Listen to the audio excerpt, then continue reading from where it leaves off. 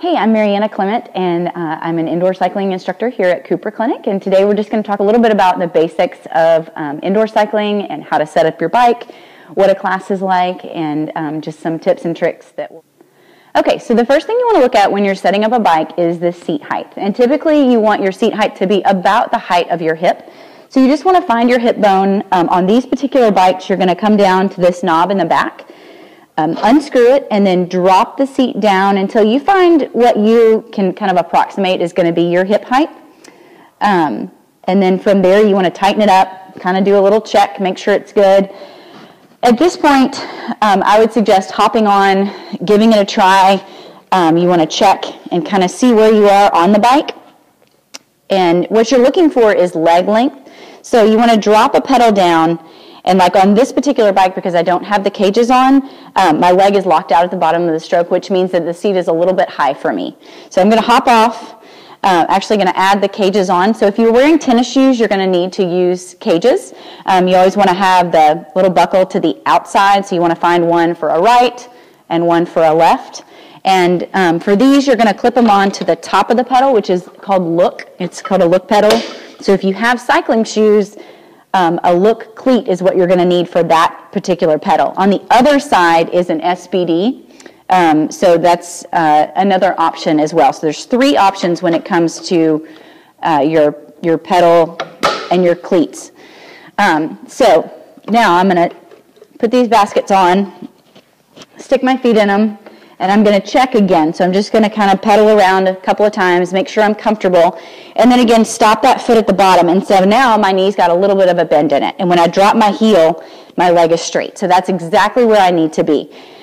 The next thing you want to look at is the distance of your seat to your handlebars. Typically, if you take your elbow and then drop your arm out, that's right where you want to be. And for a beginner, you're going to want to have your handlebars up higher than the saddle. As you get more flexible in your back, you can drop the handlebars down approximately even with your saddle. So for me, personally, I would drop it all the way down. But if I'm a beginner, I'm going to start right here about where it is. This one is set on 4. And again, you're going to look for these knobs. You can unscrew them, drop the handlebars down, or take them up. Make sure it's tight. That's really important. And again, you just want to check your form. So there's a couple of checks. You want to check the leg length. You want to check the distance of the seat to the handlebars. And then you want to check your handlebars. And you always want to look for a slight bend in the elbow. When you are able to stand, you also want to have that slight bend in the elbow as well. Okay, so this would be a comfortable start for a beginner. And again, for somebody who's a little bit more experienced, you could unscrew that, drop those handlebars down, and then kind of settle into a more natural position here. All right, so in the beginning of a spin class, your instructor is always going to warm you up. You want to start out, on these bikes in particular, there's a gear, there's a number at the bottom, and this knob right here is what you're going to use to affect that number. You can take it down, all the way down to a 1, and you can push it all the way up to 24, but don't ever do that. So you want to start out nice and low, I'd say under a 10, so that you can really turn your legs over quickly. You don't want to have a lot of resistance underneath your feet. In my class, I would typically warm up for about 10 minutes. We would start out 2 to 3 minutes of nice, easy cadence.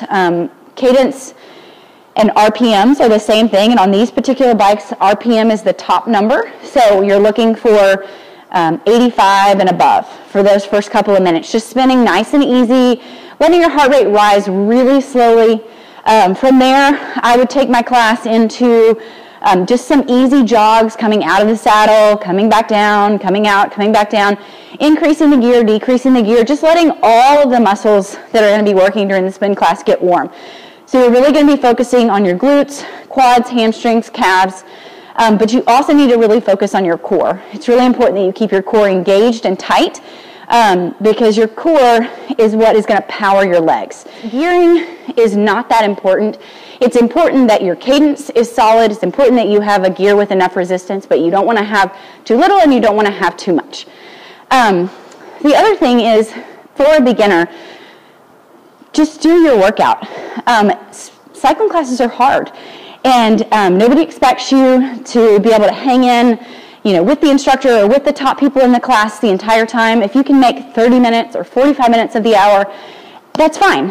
And if you need to do, if you need to drop your gears down, if you need to take a break, the most important thing is that you keep moving. You don't ever want to just stop, because oftentimes your heart rate is going to be really high.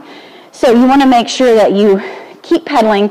Try to keep your cadence, that RPM number that I talked about in the beginning, try to keep that high with your gears low and let your heart rate come back down. So those are some tips and tricks, I'd say, for a beginner, and some good ways to get started in a cycling class.